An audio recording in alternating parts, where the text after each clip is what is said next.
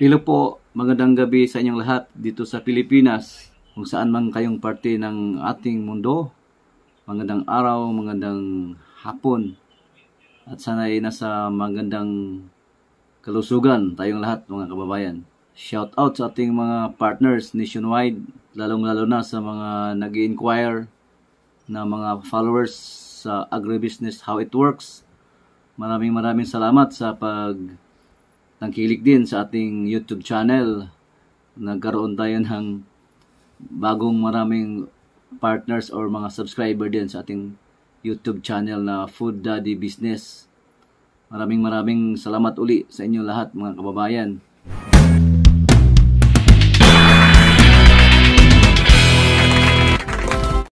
Sa mga interested magiging partners, i-text or i-message nyo ako dyan sa aking number na nasa screen. Ngayon, yung topic natin ay about sa mga questions na pumapasok sa ating messenger, sa ating mga numbers. Mayroong iba din na mga numbers, mga foreign numbers na pumapasok dito sa cellphone ko. Nag-inquire, nagtitext, so sorry po, hindi ko kayo masagot dahil pag i-reply ko, hindi talaga may send. So, maraming nagtatanong bakit daw di ko na-replyan. So, mas maganda doon talaga kayo sa magtanong doon sa messenger ko, yung Ruel Galolo. I-flash ko dito sa screen yan yung profile ko para doon kayo mag-message. Doon din kasi sa Food Daddy, hindi din ako makapag-reply doon ng tawag or di ako pwedeng makasagot sa mga tawag nyo. Pwede akong sumagot doon sa mga messages lang. And then, limited din doon kasi parang hindi siya page lang kasi yun eh. So, kung mag-message kayo sa akin, doon talaga mismo sa messenger. And then, as I said, pwede kayong tumawag. On that time, pag nag-message kayo, kung available ako, pwede rin kayong sagutin. Kung lalo na kung sa mga oras bandang hapon, mga 1 p.m. hanggang 9 p.m., sasagot po ako kung wala naman tayong ginagawa. This week, ang daming nag-inquire. So, medyo palagi tayong nakatutok sa messenger. Marami din tayong mga tinatanggap na tawag, mga inquiries kahit na dito sa video call. Tinatanggap natin kasi alam ko yung time nyo diyan sa labas, di ko alam din yung saan kayo, kayong oras bakante. So kung tinry nyong tumawag and then bakante ako, sasagutin ko na yun. In case mag-inquire kayo and then try nyong i-call yung video call, kung wala man akong ginagawa ay sasagutin ko rin. Or i-message niyo ako na pag ganitong mga oras tatawag kayo, so para bakante ko yung sarili ko para hintayin yung mga tawag nyo. So napakadami po talaga inquiry at maraming salamat sa inyong tiwala. No, so ngayon nga mayroon tayo ditong nagti-training for 2 days. Ito yung first natin talaga na partner na lumipad pa galing ng Manila, si Sir Joe ng Cainta, Rizal. So soon nagkaroon na tayo diyan ng partner na tindahan diyan sa somewhere in Cainta, Rizal, Pasig and Marikina. Yun po ang planong lagyan ni Sir Joe. Congrats sir at maraming salamat sa pagpunta nyo rito at ikinagagala kong makilala kita na nakasama dito for 2 days. At least mahaba-haba yung kwentuhan, mahaba-haba yung usapan, mahaba-haba yung yung pagsasama dito sa training. So at least man lang yung mga nakapunta dito guys, mas advantage talaga pag online lang. Pero kung talagang hindi nyo kakayanin makapunta dito, pwede rin naman tayo mag-online training. Once maging partner kayo, hindi naman yan limited yung yung mga inquiries. Kung talagang kailangan nyo pa na hindi nyo pa nakuha yung yung online na training, mag-message lang kayo, just tayo ulit, mag-discuss ulit. No? So advantage lang kasi sa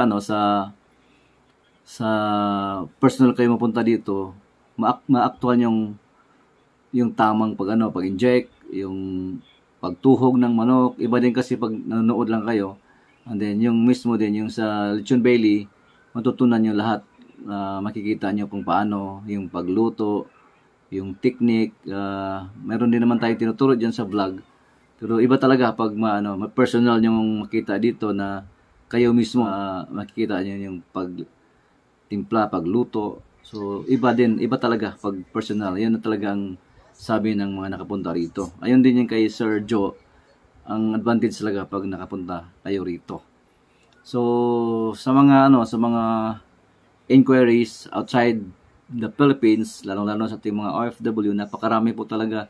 Ang iba ay gusto ng naintindihan ko yan, yung talagang yung gusto talaga mag-start na. So yung iba ay planning pa lang, yung iba ay mag-for good daw for the coming days, by next year, no? So mayroon ding nagsabi, sir, yung yung place ko gusto kong i-reserve.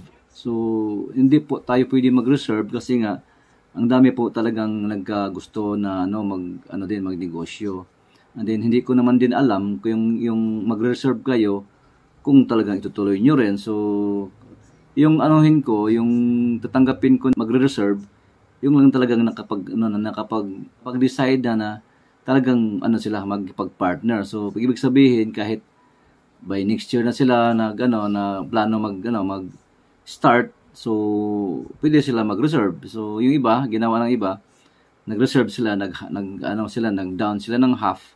So tiwala lang 'yon actually kasi gusto din nila mag-reserve. So sa area ninyo, halimbawa, lalo na sa mga provinces, kasi yung sa province, ang ina-allow natin, yung priority natin isa lang. So at least malang sa isang municipality, isa lang yung natin ilagay na partners kasi napakadami namang bayan sa Pilipinas, di ba? So kung nagkataon yung bayan nyo, dalawa kayo nag-inquire or tatlo, so hindi ako tatanggap ng reservation unless nagbayad ng half. Yung mga nag-half, yun ang susulat ko na dito, reserve na yung bayan na yan sa ating mga partners na nag-avail na ng package natin by paying half of it. So bali yung mag-half na kayo, automatic na rin yon, yung mayroon na rin kayong griller dito. Once nag-order na kayo, gagawin ko yan dito, reserve na yan, mayroon na kayong allocated na isang griller dito. Automatic na yan, pagdating nyo,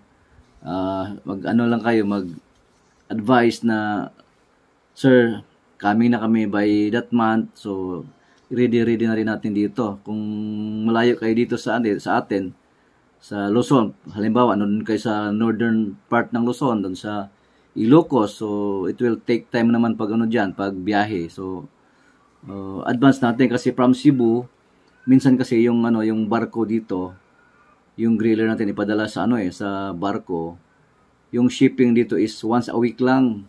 Yung halimbawa ngayon yung week, alis dito ng Sabado, so pag book natin na dapat for Saturday, puno nga pala, so by next week na naman, so it takes 2 weeks pa bago halimbawa pag alis pa dito another 1 week, so almost 3 weeks yun yung lang pa biyahe. So dito rin naman sa atin yung mga pag once nag-order kayo, automatic yan gagawa natin ng griller. So 2 to 3 weeks din ang lead time sa paggawa ng ating griller. So by the time umabot na ng 3 weeks din, kailangan nyo na yung griller, available na yan. So ipa-ship natin dyan sa Luzon. So bigay din tayo ng 2 weeks kasi nga di natin yung schedule nila talaga minsan nga magpabago-bago pa So it will siguro mag-allocate din tayo ng 2 to 3 weeks din sa shipping lang.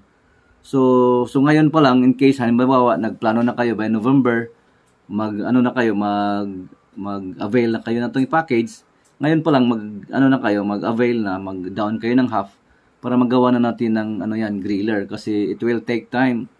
Sa paggawa nga lang 2 to 3 weeks, din yung shipping pa maging 2 weeks din. So palagay na lang natin 1 month yung allocation natin para sa pagpagawa ng shipping. Para hindi kayo nga asang sabihin nyo ang tagal naman dumating, so hindi naman tayo may-ari ng barko, sila din yung may schedule din sila. So magbigay lang kayo ng allowance ng time para hindi din tayo ma-pressure dito sa pagpagawa ng griller kasi nga lalo na ngayon ang daming mga order.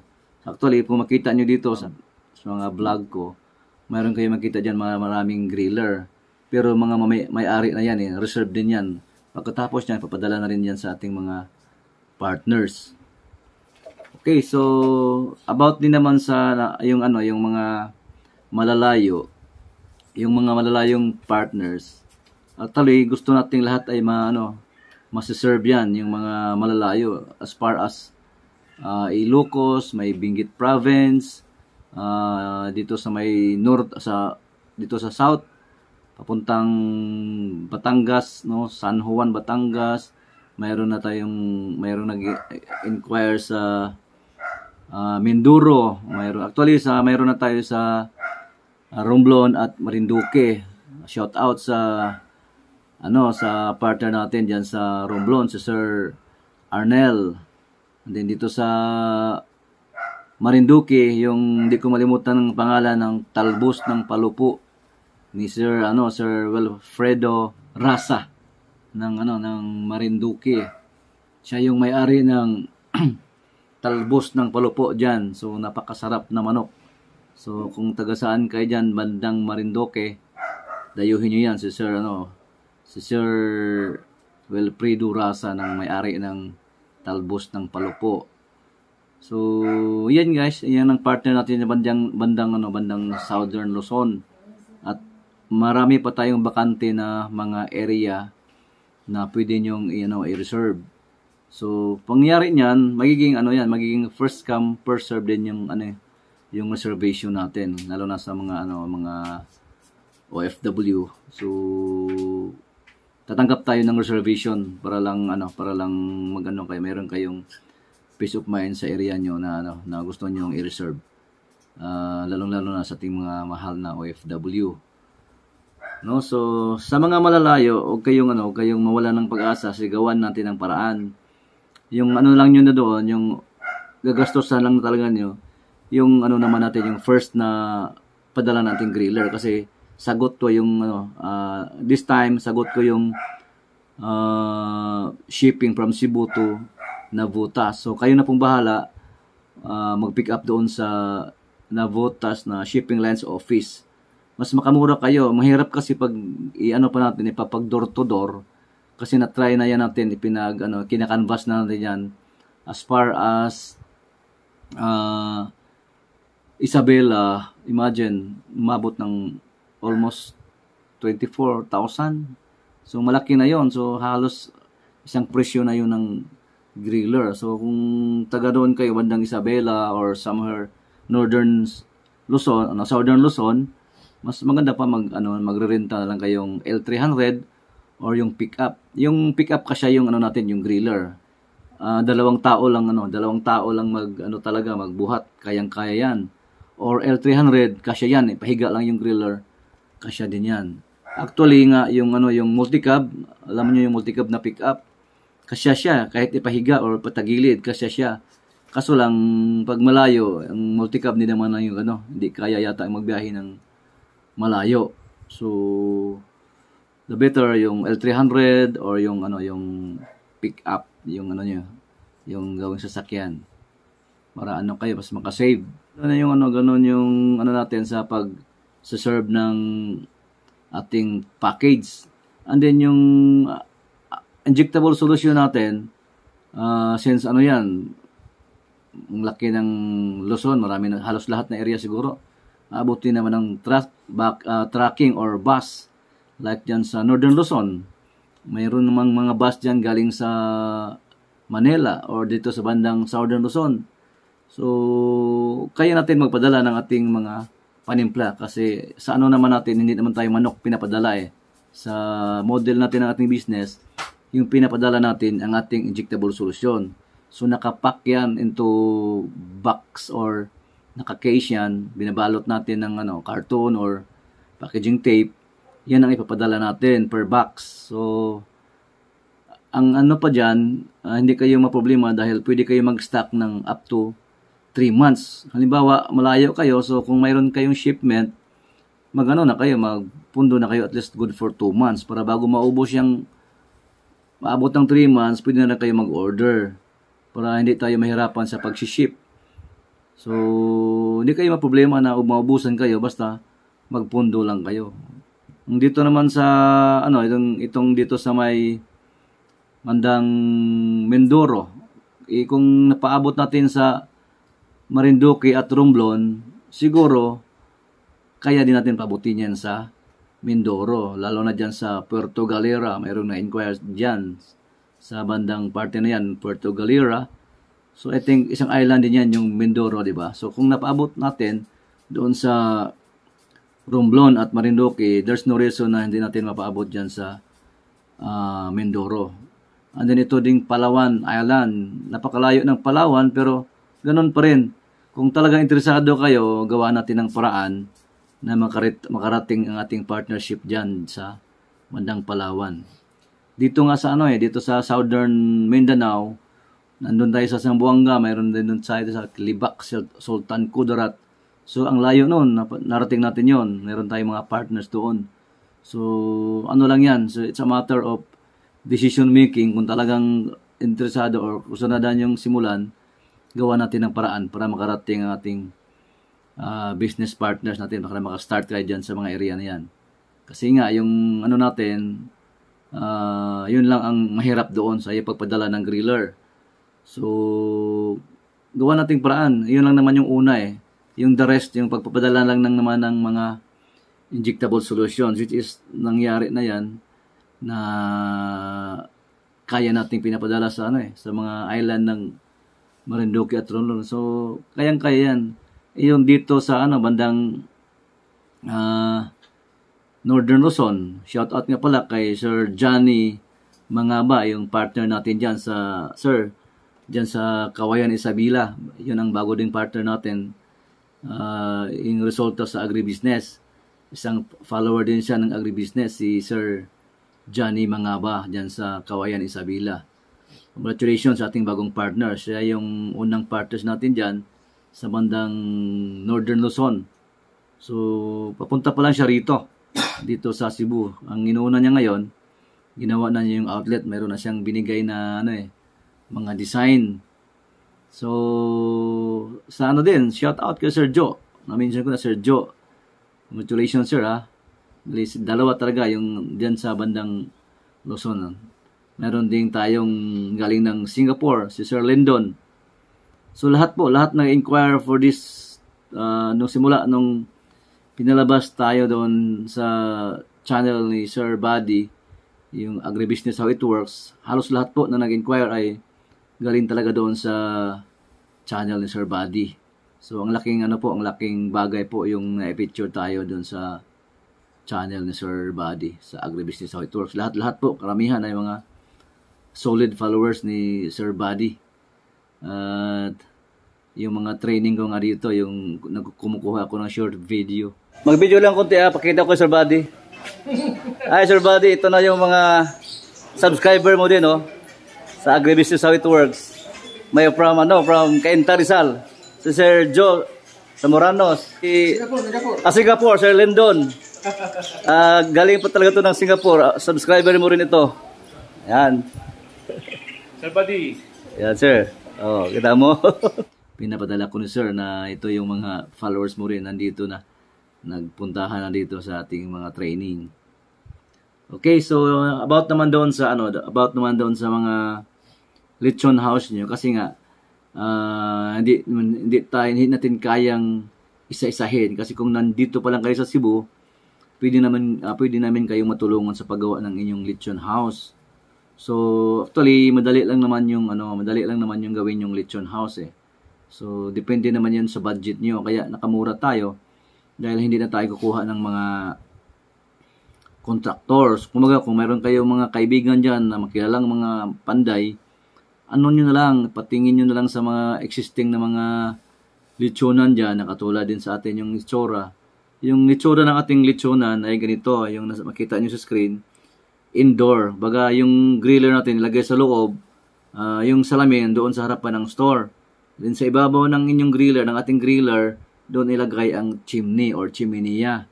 So sa design natin dito sa Cebu, di tayo naglagay ng exhaust fan. Yung chimenea, yung chimney, yung iba kasi nilalagyan nila ng exhaust fan kasi maliit lang yung nila butas. Itong sa atin dito talaga, standard ng ating chimney ay umabot ng 24 inches by 30.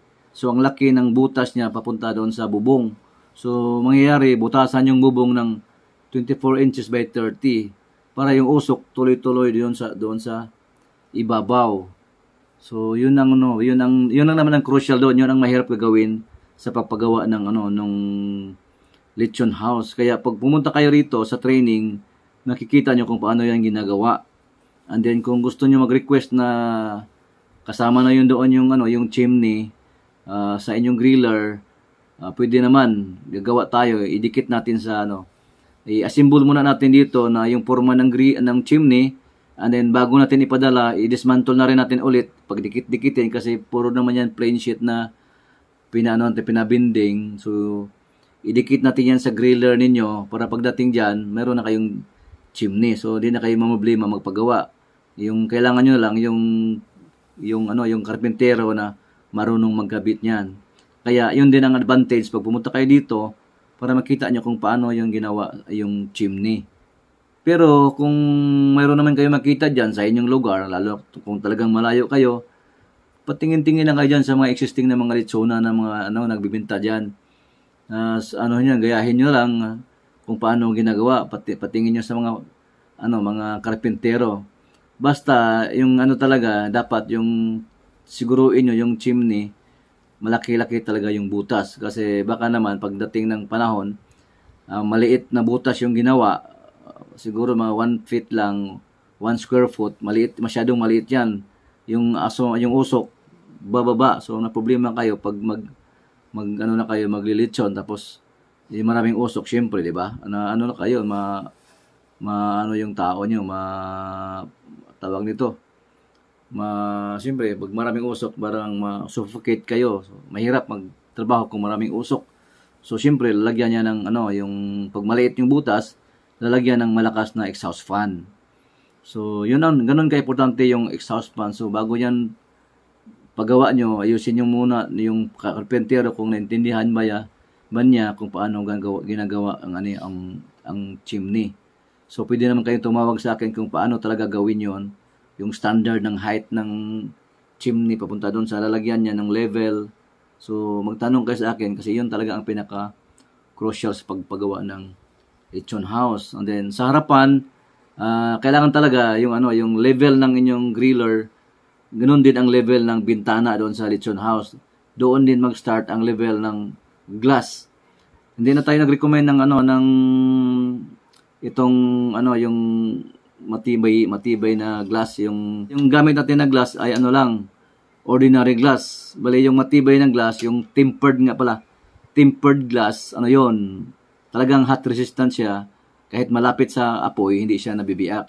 Kaso lang, medyo may kamahalan yon.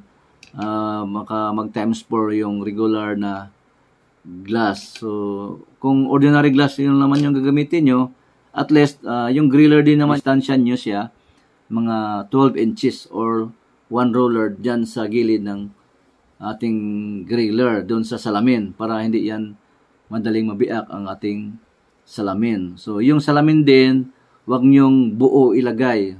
Halimbawa, yung salamin ay 8 feet yung lapad ng inyong gagawing harapan ng lechonan. Ang lapad ng harapan ay 8 feet or 10 feet. I-divide nyo yan by 2 feet. Hatiin nyo yan into 2 feet para yung concentration ng init, halimbawa, pag uminit yan, pag buo kasi yan, kung mapansin nyo, may mga lechonan dyan ngayon nga hindi niya alam nilang diskarte. Buo yan, nilalagay nila sa harapan ng kanilang lechonan. Pag umiinit yan, basag yan sa gitna. Lahat ay madadamage. So, yung purpose natin sa paghahati-hati into 2 feet, para lang ma-distributed yung hot. In case, mabasag man yung isa lang. Kasi, pag maliit din kasi yung init, ng salamin, yung hot, yung init ay hindi siya makapag-concentrate sa, kasi pag maliit siya, pag init niya, automatic na putol siya doon sa division eh. So, kung masyadong mainitan man siya, isa lang yung mabibiyak, hindi lahat madadamage. So, ganun ang sikreto doon sa glass natin, kung bakit ganun yung diskarte.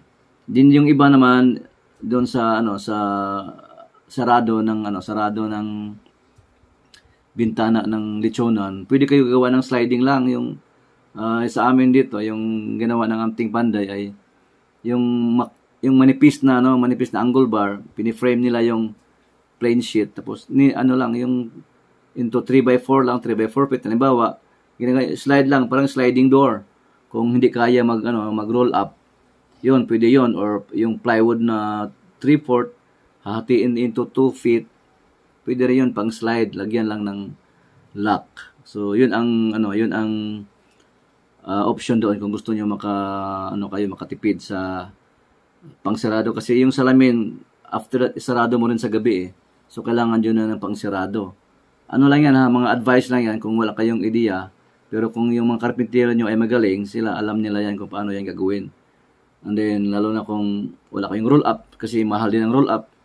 Pero okay lang yun sa may budget. Mas maganda rin talaga pag naka-roll up. Para pag dating ng gabi, automatic yung salamin, sarado na kaagad. Hindi na kayo pero depende na po yan sa inyo. Kasi mayroon din na mga pwesto na naka-roll up din eh. And then, yung signage. So, palagi ko yan sinasabi na napaka-importante ng signage. Palakihin nyo talaga. Halimbawa, yung pwesto nyo ay isang building, dapat naka-cube siya. Gawin yung cube, bali standard na height ng ating signage dapat ay 5 feet. Yung lapad niya, lahat ng area ng store, i-cover nyo. Kung ito'y doon sa ibabaw talaga ay 12 by 12 feet.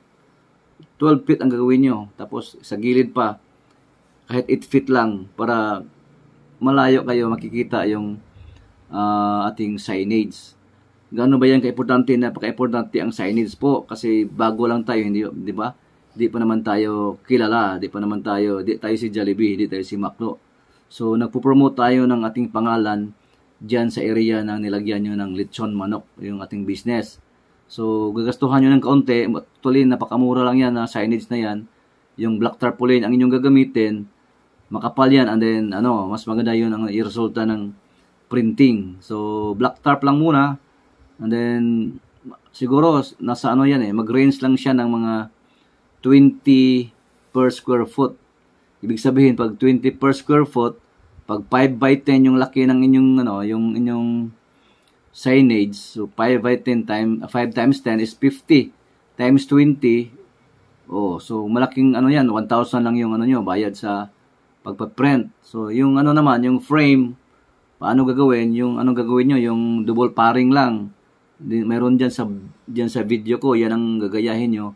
Yung frame na yan, madali lang rin gawin yan. Basta sundin nyo yung design ng ng mga breeze kung paano ginagawa para matibay yung yung signage. Ang advantage kasi nito, magaan, madaling ikabit. Siyempre, kung bagyo naman, kung talagang malakas yung bagyo, masisira din yan. So wala naman yang pinipili yan. Kung panahon ng bagyo, lahat naman mga katabi mo diyan nasisira eh. So hindi yan anti-typhoon proof. Lang yan, kumbaga nagtipid lang tayo. Kung talagang sisirain sa bagyo, matimingan, so magawa din tayo ng bago. And then later on na kayo magpagawa ng mamahalin, like Panaflex, kung okay na yung business, maganda na. Anyway, ang diferensya lang naman doon, yung ilaw ng yung tarpaulin nasa labas, yung Panaflex nasa loob. Pero in terms of quality, ang ganda ng kulay, matingkad, pare-pareho lang kasi pareho lang silang mga tarpaulin eh.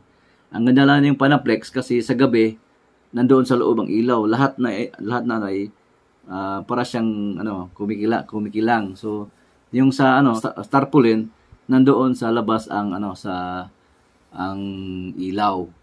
So ganoon lang yung diferensya. Pero sa layo kung tingnan mo sa malayo, lahat almost pareho lang.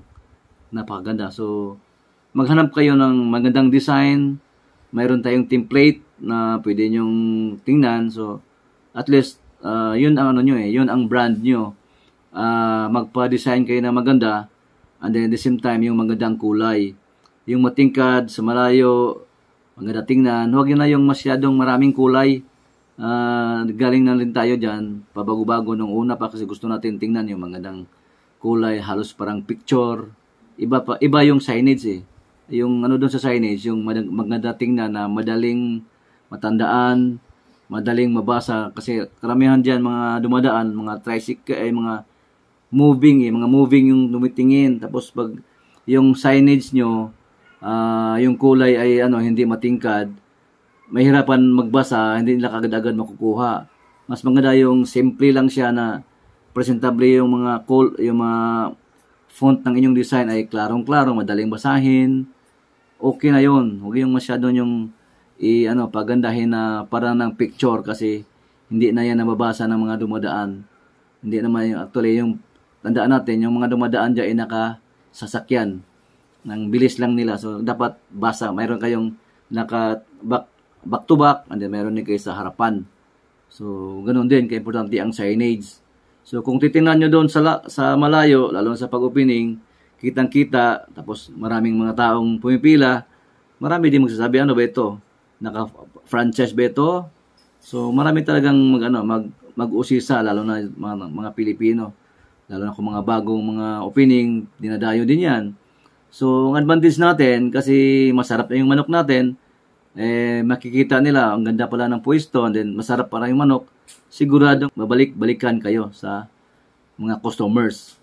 So, gawin yung unang store nyo na presentable. So, kung gagasto naman kayo, so wag niyo nang gawing alanganin ang inyong first store para naman yung yung nagiging first natin na investment ay magiging sulit. Kasi importante 'yon sa isang negosyo talaga, sa marketing, isa 'yon, yung magandang signage, yung presentation ng inyong litsunan ay maganda. Kung may budget lang pagandahin niyo na para din mayroong sinasabi natin first impressions last. Maganda yung litsunan niyo, maganda yung pwesto niyo, malinis, maganda tingnan, masarap pa naman. So, sulit na yun ang ating lechon manok. Masarap na yan. So, gawin yung presentable ang ating lechon house para sigurado na yan. Kung kahit tatabi ka naman ni sino diyang sikat, di kayo mabibitin. Kasi yung sikat naman, di ba, malaki yung signage. Grabe yung ilaw, maliwanag. So, mura lang naman ngayon yung mga ilaw, yung mga LED lights, fluorescent lights, gawin ding maliwanag ng inyong pwesto. Para din kaaya-aya tingnan, sabihin nila, ako, ang laking, siguro to, magandang malaking kumpanya to. Ganon naman talaga yung impression sa mga dumadaan eh. Di pa nga nila kilala, pero dahil pinipresent mo yan as malaking kumpanya ang dating, talagang magkaroon, ganon yung thinking ng mga dumadaan na, malaki to, ang ganda ng pwesto, try nga natin to, subukan nga natin to. Nga pala, masarap nga pala. So, di kayong sisisi kung gano'n yung gagawin nyo sa pwesto nyo. Di ba? Kahit titingnan mo naman sa mga malalaking kumpanya, di ba? Yung mga lechonan nila, ang ganda din naman tingnan. Kasi nga, may pera sila. Meron silang, nagbabayad sila ng malaking franchise fee, marami silang binabayaran, di ba? Itong sa atin, mayroon na nga tayong paraan para makamura tayo. Doon tayo gagasto sa advertisement. Or, yung advertisement na signage. Kasi doon ka lang mga nakakonfine mo muna sa isang lugar eh. Yung first mo na pwesto, ang market mo lang dyan ay wala naman sa ibang lugar. Nandyan mismo sa palibot mo, sa paligid mo, nandoon lang yung market mo. So, ang gagawin mo lang, yung signage mo, gagawin mo maganda. Yung sabi pa ni Sir Buddy, yan sir, yun magandang signage mo. Para siya nang sumisigaw, nandito lang ang masarap na lechon manok.